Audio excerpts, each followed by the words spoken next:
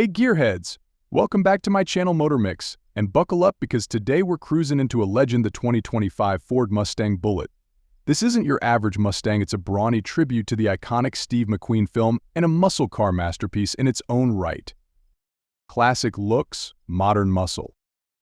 First up, let's talk design. Ford stays true to the film's hero car with that head-turning Dark Highland Green paint job. But look closer, there's a modern edge here.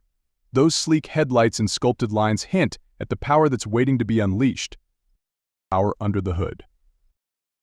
Speaking of power, the Bullitt packs a serious punch. We're talking a 5.0-liter V8 engine with a whopping 480 horsepower. That's enough to make your hair stand on end and launch you back in your seat.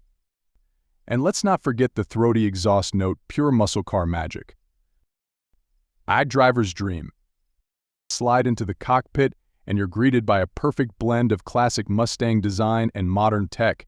Premium black leather seats with green stitching are a cool nod to the original movie car.